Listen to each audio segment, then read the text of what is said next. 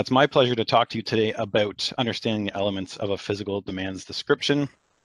I am tuning into you from London, Ontario, where I think we might even get all 4 seasons here today. It's a very strange day. We have rain, warm temperatures, which will turn into freezing rain, then snow, and so it'll be very interesting to see where it goes. But hopefully everyone is safe if you're out there in experiencing that kind of weather like I'm having today. So.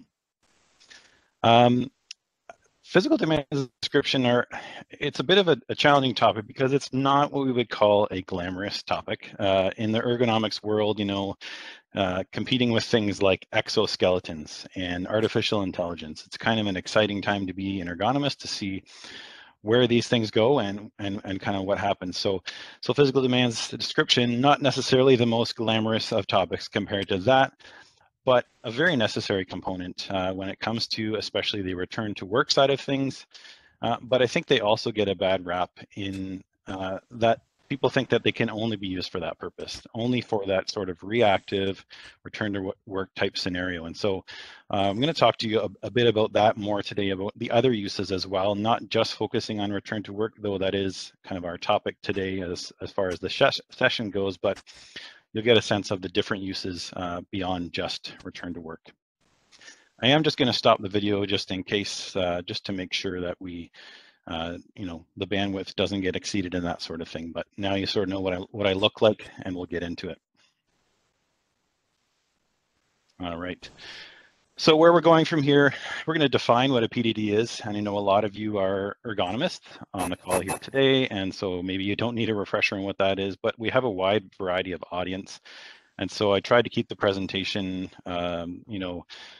geared towards basically the worker all the way up to the kind of technical ergonomist. And so we'll define what a PDD is, and it helps to define often what it is not. And so we'll do that. I'll give you an understanding of how we, as ergonomists, from our perspective, collect the information for the physical demands and how we go about doing a PDD as far as what components are involved. And then, as I said, we'll talk about the many different uses of a PDD, not just from a reactive standpoint, but also proactive. And we'll kind of go over some good points as far as differentiating between a good PDD and a not so good PDD. I love you too. And just a reminder to mute your lines if you don't mind. I do love you as well, though, so whoever said that. All right, so what is a PDD? It's basically a detailed, objective description of the required physical demands, right? So it has to be objective, it needs to be detailed, and it really needs to be tied to those essential and non-essential tasks of the job. And we'll kind of get a better understanding of why that is required, why that's an important component. And really what it does is it systematically quantifies and evaluates those physical, cognitive, and environmental demands, because there's those physical demands such as mobility and strength, but there's also the cognitive and environmental components that affect us physically as well. So often the physical demands will have those components. And though a PDD is not necessarily a full cognitive demands description, it might have some components in it. And I'll also say from a language standpoint or terminology standpoint, it's often interchangeably used for a PDD or a PDA, physical demands description versus a physical demands analysis. We at WSPS and many ergonomists I've talked to have chosen to go this route of description simply because we're not necessarily assessing or analyzing. So if we look at what a PDD is not, we're not assessing for risk level. We're simply giving a description of what's physically required for the job, right? So we're not giving an assessment on, is it low, medium, or high risk? What's the risk to that worker? We're also not assessing from an ergonomics standpoint because we're not using industry standard tools, for example. We're not assessing lifting for if it's a problem or not. We're really just looking at the physical demands, what's physically required of the workers. And also to differentiate, I think is important to talk about, is we're not assessing workers' abilities. And that those lines can kind of get blurred sometimes when we are evaluating as ergonomists, but we have to make sure we're really looking at the physical demands of the job, the requirements of that job, and not focusing and honing in on a worker's abilities. And Dennis, our next speaker, will talk about a functional abilities evaluation as a component for the return to work, and he'll touch on that further. So why is a PDD important?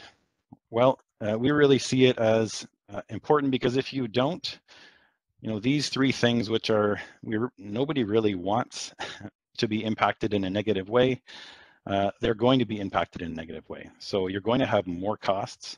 It's going to cost you more time. You're going to spend more time in administrative type duties and dealing with that return to work situation, and it's going to cost you more money and ultimately more stress. And so I think we can all agree that none of us really want to be impacted negatively in any of those ways.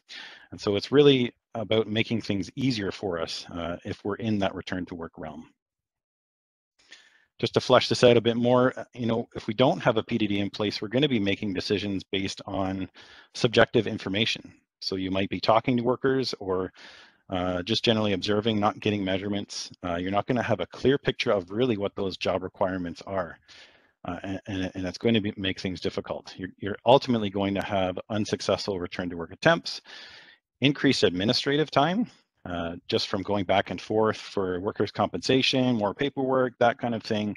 And it's ultimately going to cost you more money in penalties, return to work, and that sort of thing, premiums eventually. And then, it's really ultimately going to lead to poor workplace culture if you don't have these in place, because you're making poor decisions based on, incomplete information or lack of information. And it's going to translate into kind of poor worker management relationships, poor union management relationships, because of those unsuccessful return to work. So we kind of can see these PDDs as sort of hitting that easy button, right?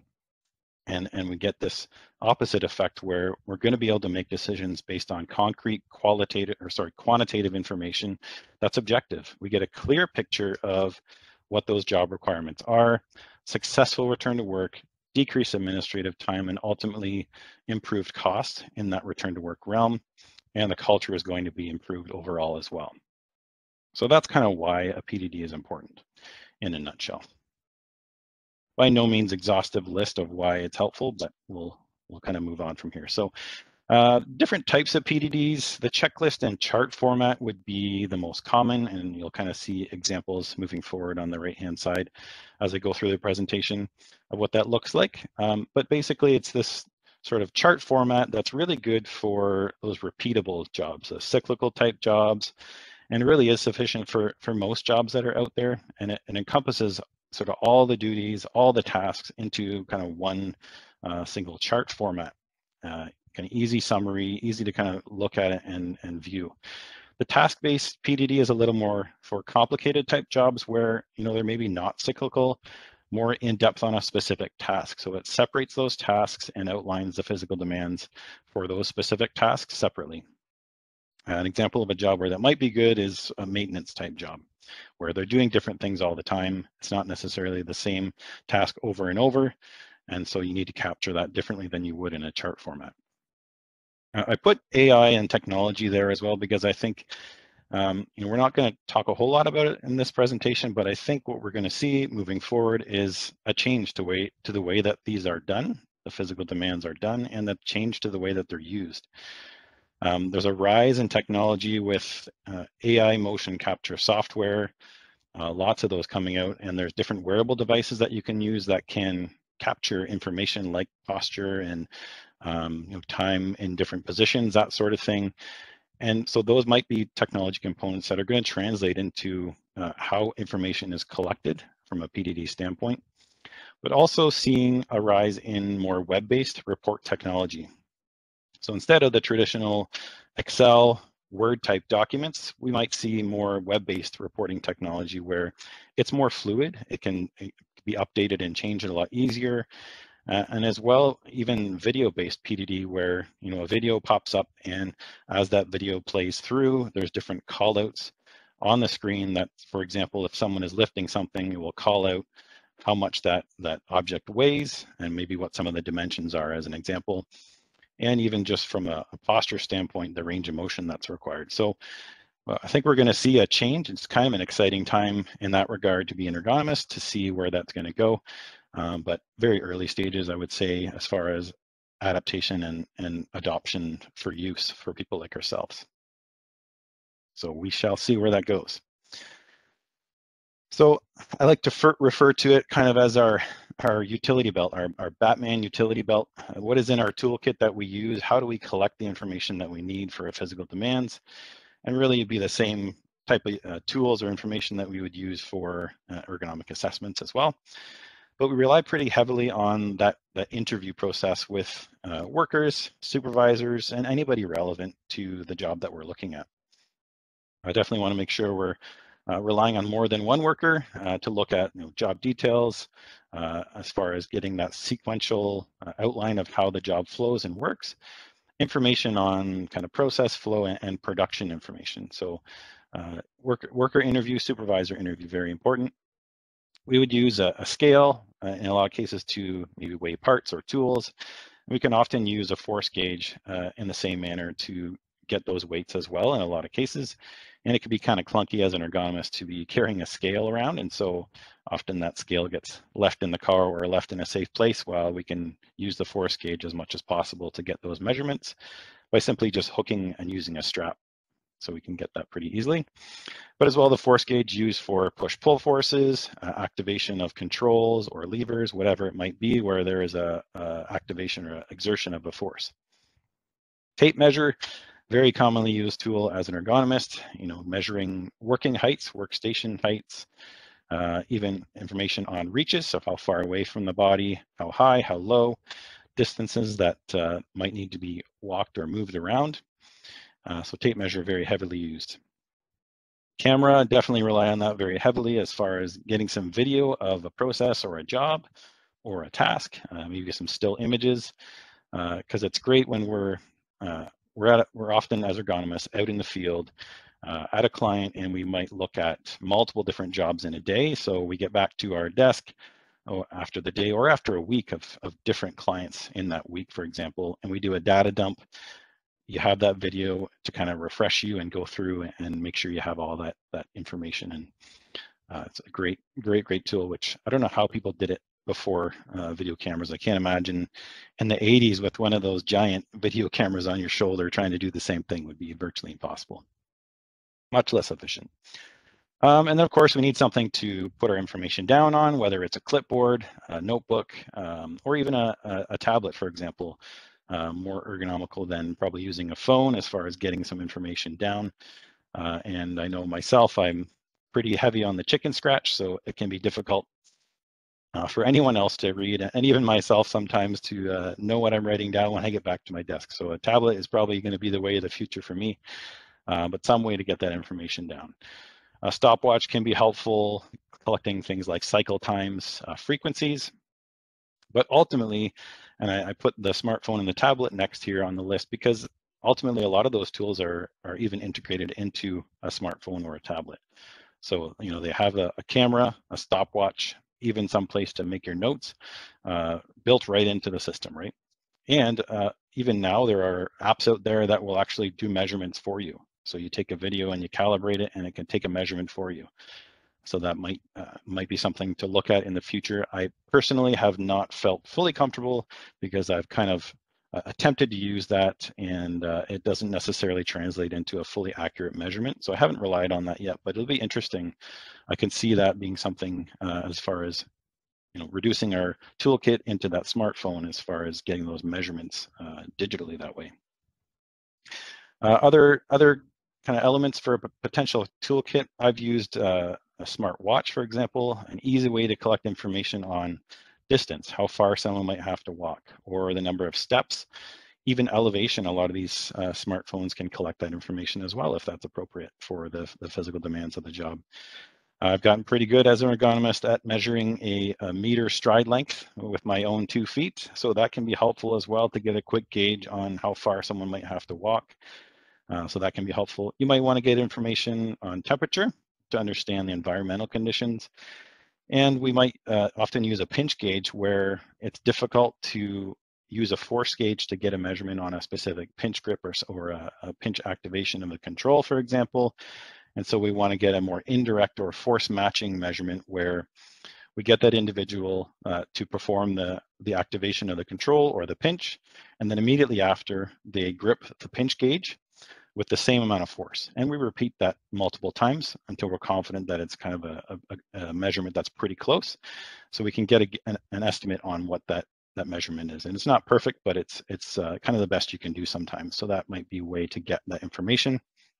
I have a floor plan there because that can be helpful as well.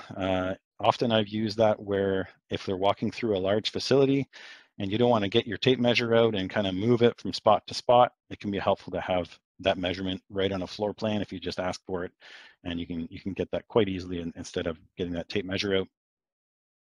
And then a goniometer, and I'll just put my camera on for this one because I have one for you to see. Basically what it is, and that's clear, so it might be hard to see on the video, but it's this device, and physiotherapists on the line, the kinesiologists, ergos, you guys are familiar with this, but it's that device that basically measures joint angles. It's kind of a glorified protractor. And basically what it does is just measure that joint angle for the joint you're looking at, whether it's shoulder, neck, back, whatever it might be.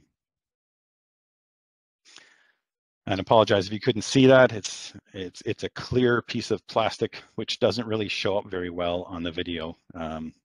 See if I can show you in a better way here. 1 second. Yeah, that's better with the paper behind it. So it measures there with the different arms that will measure at different angles. Hopefully you can see that better.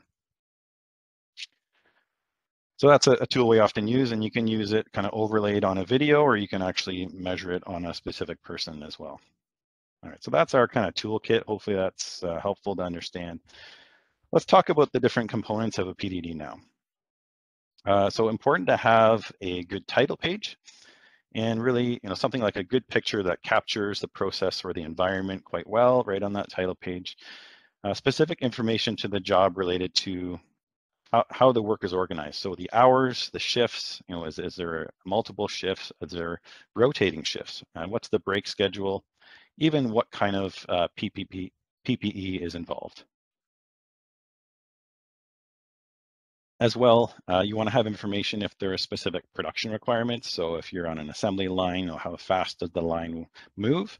How many parts do you have to produce per minute, hour, day, whatever it might be? If you're in a service sector, how many people in a day do you normally see? Whatever it might be. And then information on what's the purpose of the job, kind of a nice concise purpose statement, as well as those important essential and non-essential tasks. Very important to have those specifically called out and broken down so they can be referred to later in the PDD. And as well, if you want to, you can include information on tools, equipment that are used, it can be put on that title page as well. We rely pretty heavily on worker interview for most of that information on the title page, but also might look at some production data, for example.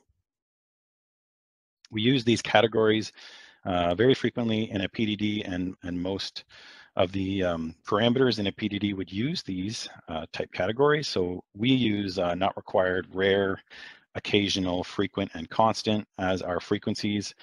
And those categories, the names may actually vary depending on who does the PDD and where it's done. You might see something like never, seldom, minor, or major, for example, and you might see some of those percentages vary a little bit as well.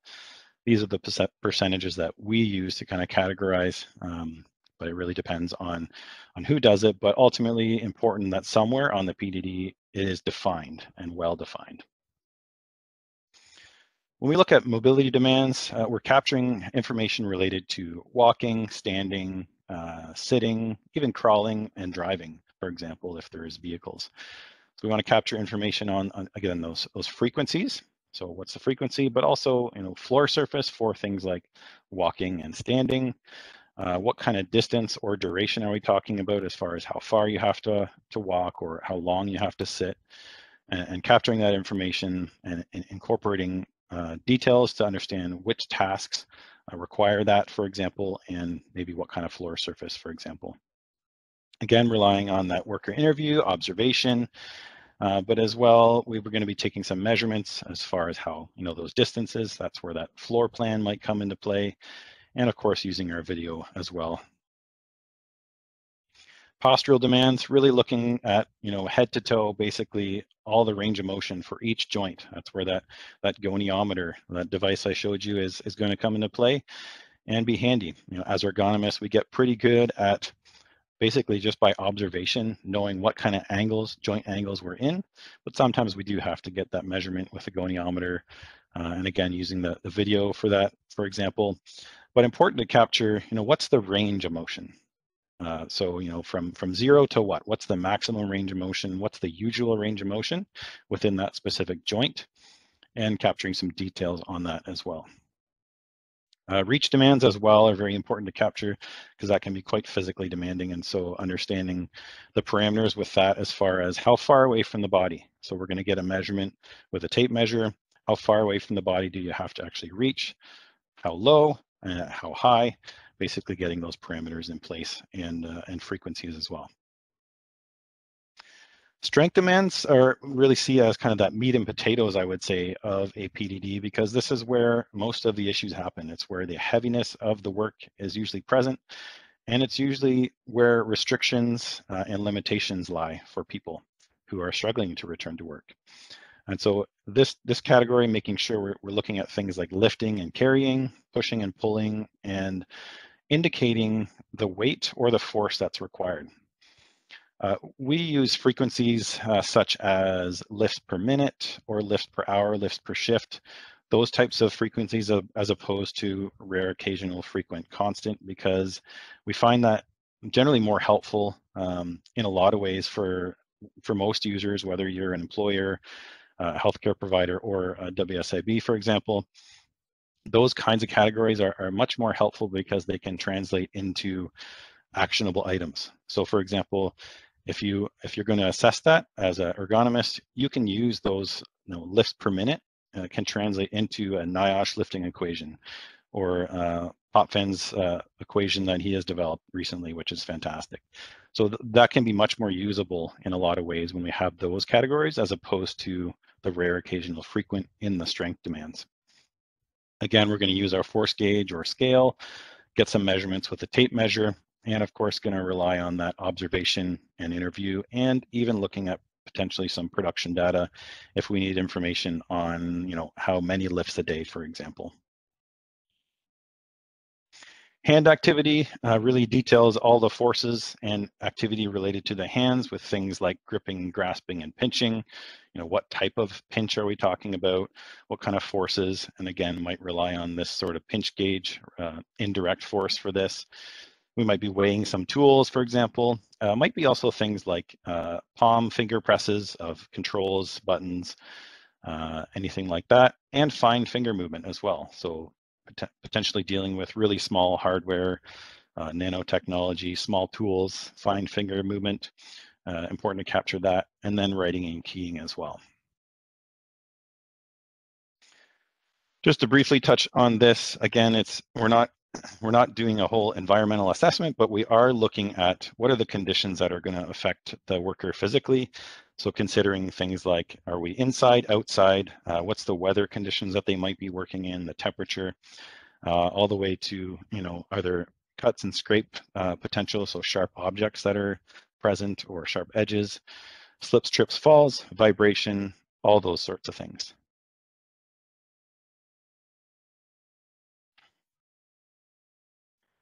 So I'm just trying to keep an eye on the chat and make sure everybody's following along.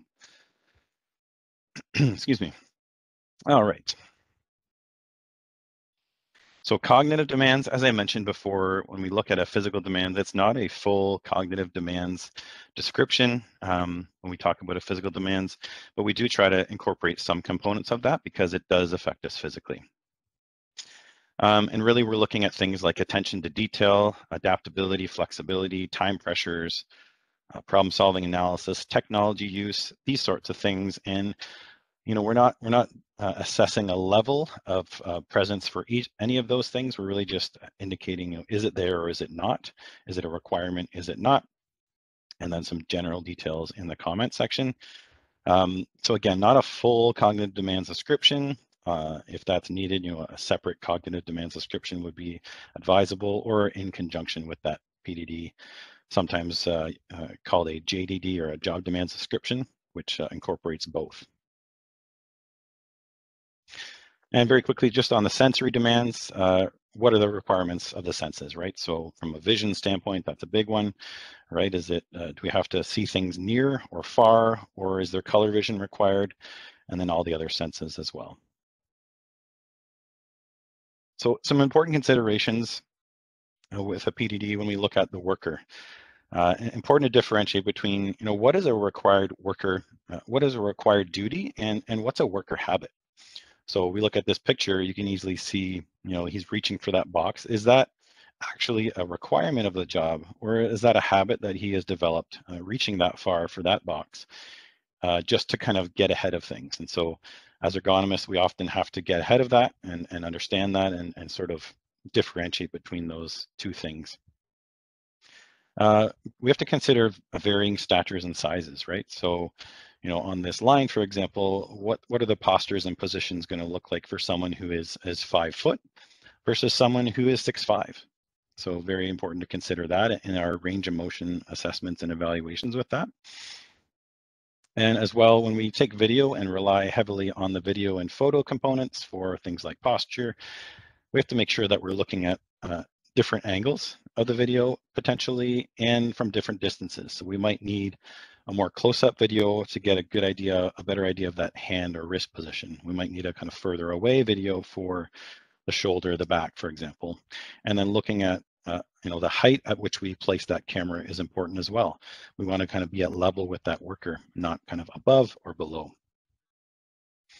We look at the work, some important considerations. Is the day that you're evaluating or looking at things on site, is it a normal condition or is it abnormal? So is it a kind of heavy production day, a light day, and what does that look like? So making sure you're considering that as you evaluate. We have to make sure we consider fluctuations and changes. So is it different in the morning as opposed to the afternoon, or is night shift, a lighter shift than the day shift, or seasonally, right? If we talk about, farming or landscaping, for example, those duties are going to be very different and very variable, much in between different seasons. And so making sure we consider that. Surrounding and adjacent workstations might be something to consider as well, to understand, how does one process flow to another and impact the process you're looking at, for example. All right, so let's get into kind of how PDDs can be used now, because this is kind of where, again, I mentioned off the top, we get this bad rap of really just only using them for reactive purposes, for rehab or return to work type purposes. And so let's just get rid of that misrepresentation and get into both of these uses. From a reactive standpoint, can be used kind of 3 ways to communicate requirements of a job to either WSIB or whatever your worker compensation board or structure is, and healthcare providers, very usable for them during that rehab process. It can be used to clarify benefit entitlement. So is that injury valid compared to the job duty requirements?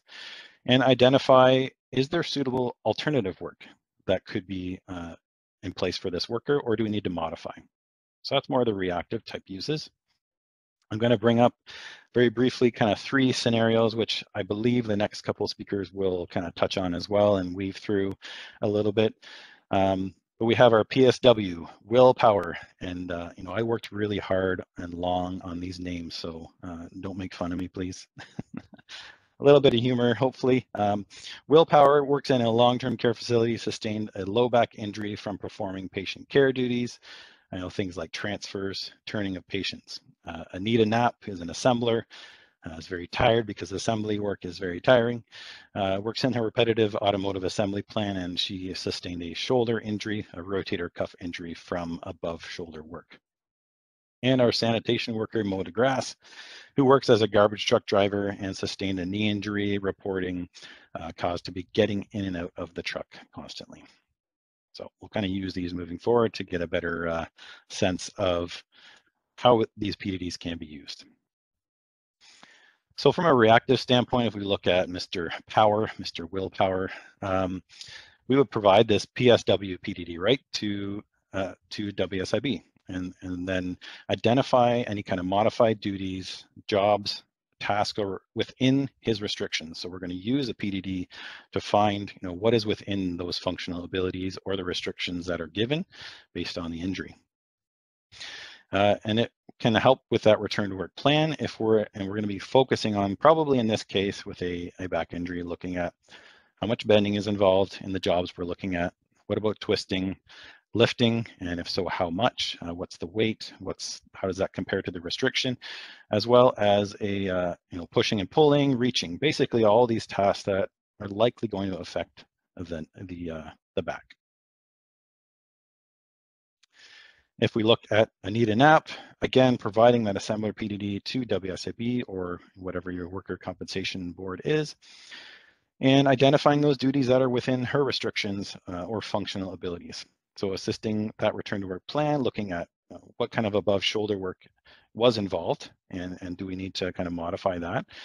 Reaching is going to affect the shoulder, repetitive waist to shoulder work, lifting, pushing, pulling, all of these activities that would affect the shoulder. So using that PDD to kind of identify those things and protect the worker during that return to work time. Mow the grass, our sanitation worker from a reactive standpoint, again, providing that PDD to WSIB and identifying those duties within his restrictions or abilities, and focusing on things like stair climbing, ladder, steps, walking, lifting, basically all these things that are definitely going to affect the lower extremity. And so do we need to accommodate or adjust and modify and look for different jobs, sort of thing. So to the proactive side, and if you remember from the reactive, there's really kind of 3 uses, and you can automatically see much more uses on the proactive side here.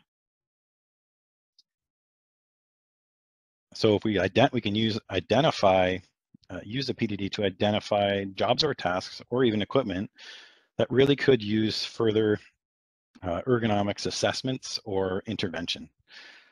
Use them to prioritize, to assist with that identification of which concerns do we need to kind of put at the top and which ones can kind of wait.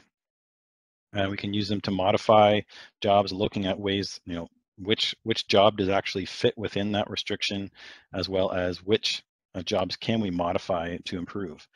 Rotation planning, very helpful for that as well. So we want to make sure we have good rotation. We are rotating workers between jobs that have different uses or different body parts that are being used and different muscle groups. So we don't want to rotate between a job that has lots of sort of fine motor hand work to another job that has a lot of fine motor hand work. That's not a good job rotation. So PDDs can be a good help in identifying which jobs we can rotate kind of back to back, for example. It can be used for hiring and training purposes, so providing information during that training process so people know, or hiring process so people know actually what they're getting into, but also for something called a post-offer employment testing. And I'm not sure how much this gets used anymore, but I know jobs like firefighters, EMTs, police, these would probably still be used and often rely on some kind of a testing protocol. And so physical demands can be a good way to develop that protocol because it actually has to be in line with the bona fide job requirements. So for willpower, proactive uses, we might use it to identify some MSD hazards that might be present. So you could easily quickly identify that, there's some back bending during the dressing task, for example, or force and awkward postures while transferring patients, or force during pushing and pulling of wheelchairs or commodes, for example. So you can quickly use that to identify potential MSD hazards that would be present in a job. You can also use it to prioritize tasks for improvement, and in this case, evaluating is that bending or reaching that maybe led to that injury, is it likely to cause an MSD? And maybe we could have avoided that injury if we went through this process, used the PDD and with this line of thinking ahead of time instead of reactively. And maybe we should invest in lift assist or equipment. So using that PDD to kind of support that cause as well. And from a rotation standpoint for willpower or PSWs, for example, maybe we identify which duties are kind of light and which are heavy. And then maybe we can alternate and kind of rotate that in some manner, a little bit more structured. And then, of course, using that to develop potentially some type of post-offer testing protocol, and it would focus on the lifting, the carrying, pushing and pulling, bending and reaching. For Anita Knapp, we would use it again for that MSD hazard identification, looking at, oh, okay, so frequent above shoulder work is present in this job, and that cordless gun up to 185 centimeters has to be held for a certain period of time. That identifying that, using that PDD to translate into an MSD hazard analysis, for example. Forward reaching up to 70 centimeters might be something that comes out of it, where they have to reach away from the body, and we know that that is requiring some shoulder activation as well. The tool may be weighing 4.5 kilograms. That's potentially something that could be identified through this analysis. So from a prioritization standpoint and job improvement standpoint, we might pull out something like how much above shoulder work is tolerable. That might just show us, okay, we need to have a further assessment, a further ergonomics assessment to better understand how much of a problem this is. But we might just kind of forego that and decide, what, we need to reduce the above shoulder work that's been identified in that PDD. We need to kind of rebalance the jobs. We need to put in an assist arm or even automate in that case, for example. Maybe we need to move some items closer or substitute a lighter tool for that heavy tool that's present. And we might use it for building a job rotation to make sure, again, that we're rotating between jobs that are using different body parts. That she's not rotating from a job that is all above shoulder work to another job that is all above shoulder work. And of course, building that post-offer employment testing protocol as well. For mode de grace, that preliminary hazard identification, focusing on, we might identify frequent climbing up and down the steps of the garbage truck, right? That's something he's frequently and constantly doing. We could have maybe identified that before it became an injury. We could have definitely known that there's frequent lifting, potentially throwing of garbage bags, which could potentially affect that lower extremity, and that pivoting and twisting of the knee, right? Getting up and down from that garbage collection. And maybe it has to do a little bit with technique, but what inherent in the job is causing that as well. So then we want to look at, can we prioritize this job for improvement or more in-depth assessment? So we might look at, are those steps, could they be improved upon, for example, and investigate, are there process improvements we could have put in place, or do we need to put in some training as far as, mounting, dismounting a truck, or kind of proper position, or even something like stretching, kind of work warm-up type program. We can also use the PDD in this case to build a rotation plan, and we might consider alternating routes that have kind of higher density versus lower density for garbage collection.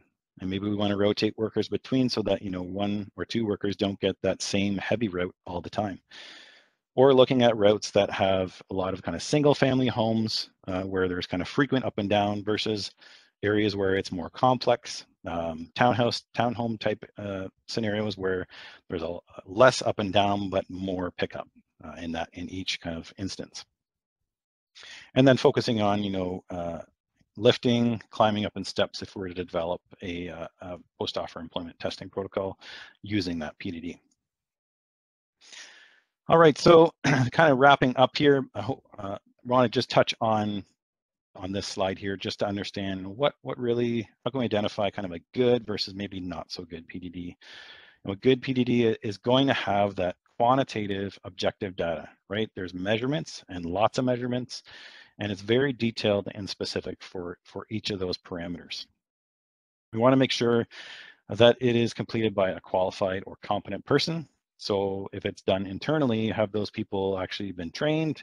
Are they competent? And if it's externally, is it someone who's like a registered kinesiologist or a certified professional ergonomist, or is it someone who doesn't have those qualifications? So very important to have that, because you want someone who is qualified and experienced. Important to verify it. So is it verified by the workplace? You know, has the supervisor had a chance to verify that it's accurate? The union in some cases, and all workplace parties, that they had a chance to kind of sign off on it, as well as making sure that they're up to date. And this is what we run into a lot of times is, you know, every couple of years, every 3 years, it's a long period of time where a lot of changes happen at a workplace between jobs. And if, you know, the last 2 years is any indication of, you know, of anything, it's that we have to get used to change, right? And so a lot of jobs have changed in this time period that we really need to consider, are our PDDs actually up to date? Did we consider them in this process?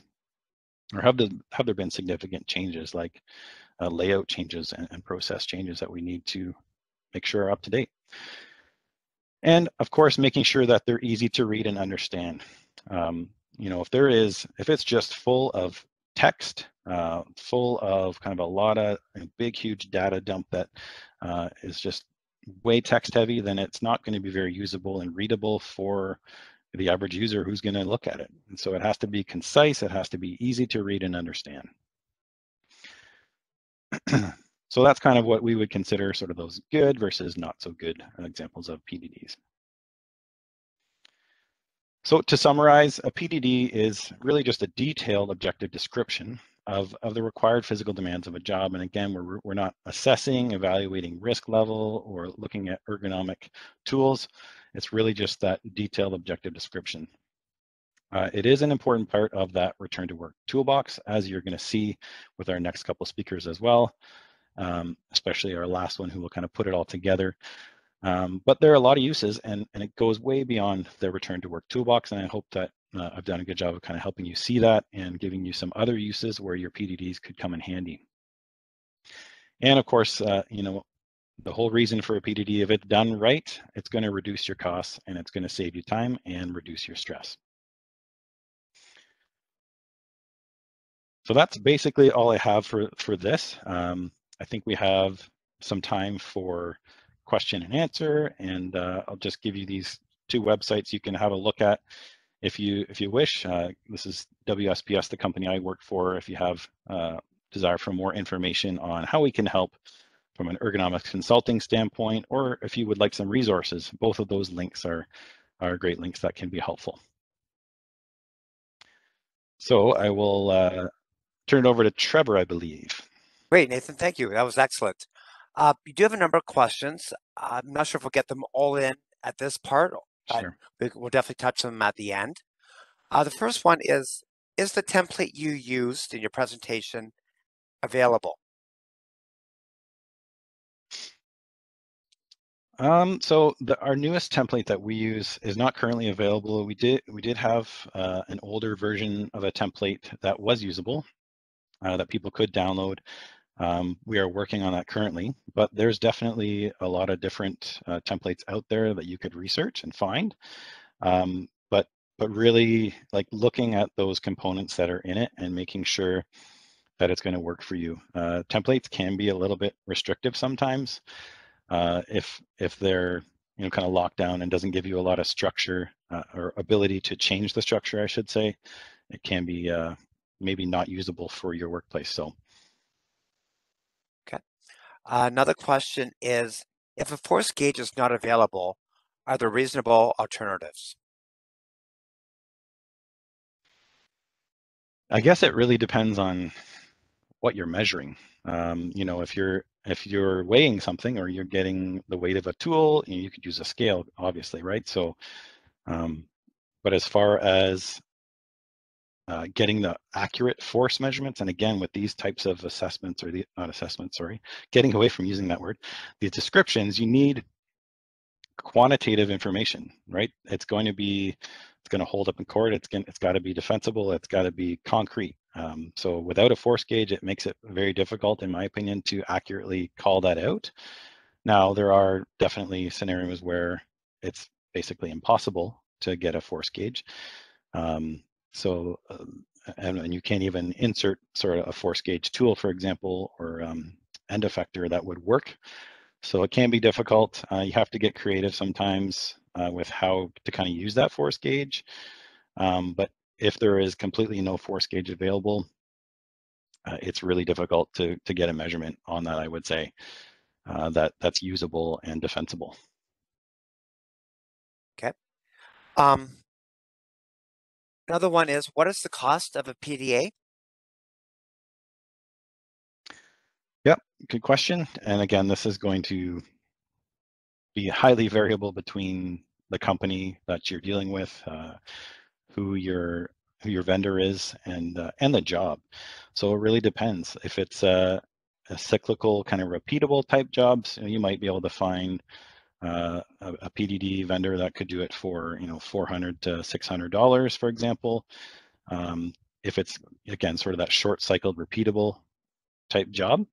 But if it's a little more complicated, it takes a little more time on site, there's multiple different tasks, that could range upwards of $1,000 or more dollars, right? So it really depends on who does it, on how much time it takes. And for us, we generally will scope a job first so that we understand how much time it's going to take so we can provide that information. So if anybody who is in the province of Ontario wanted information on what it might cost for their jobs, we would want to come on site, or if that's not possible, at least virtually discuss the job so we can scope it properly.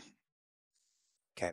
Another question is, you mentioned training someone internally to be able to do PDAs. So where could someone be trained? There are some ergonomic consulting companies that do this. They have courses for physical demands. We don't have a standard one out there currently at WSPS, but certainly we could arrange that if there was enough people in a company, for example, that wanted to have that training. We could certainly build that for them. But there are definitely consulting companies out there that do that training. Again, you'd have to look locally because we have a global audience here. You'd have to look locally for that specific training and where they would do it. I don't know if you know anywhere, Trevor, on off the top of your head that does that. I know of private consulting companies that the training itself can be quite expensive, as opposed to doing something in-house and training a number of people. I mean, there's a variety of resources out there. It's just a matter of trying to pick the best fit. And there's also, once again, different designs and templates. So knowing what you need Exactly. going into it's very important. Another question is, how qualified is qualified to do PDAs? Could EHS personnel trained with several courses carry out one effectively? I'd say the short answer to that is yes, depending again on the training that they received. But EHS professionals have a good background on this type of stuff as well, that a good foundation, I should say, that can be helpful. But definitely want to make sure that they're getting proper training on things like how to take a good force measurement, even reach measurements, right? That understanding how to quantify that information properly, because that can be a bit challenging sometimes, and probably going to run into scenarios where it is a challenge and it is difficult to get that measurement. So having proper training is key. Obviously having someone like an ergonomist who has the proper qualifications would be the ideal scenario, but that's not always possible. So. Okay. There's still a number of questions, but what I'd like to do is just hit one more, and then we'll come back to these later at the end. The next question is, if the report contains cognitive demands, why is it called a physical demands? Well, I think if we think about the human body, us as individuals, we are multifaceted. We have our cognitive components and we have our physical components that really are not separate beings. They're all intertwined into one. And so the cognitive can affect us physically. And again, it's what I touched on today is not a full cognitive demands description. It's really just including components of that so that someone can have a quick glance to understand what's the requirement and how that might physically affect someone. Again, that full cognitive demands description would be a separate evaluation, separate report. You can do them together in a combination, Might call them a job demands description, for example. Thank you, Nathan. Thank you.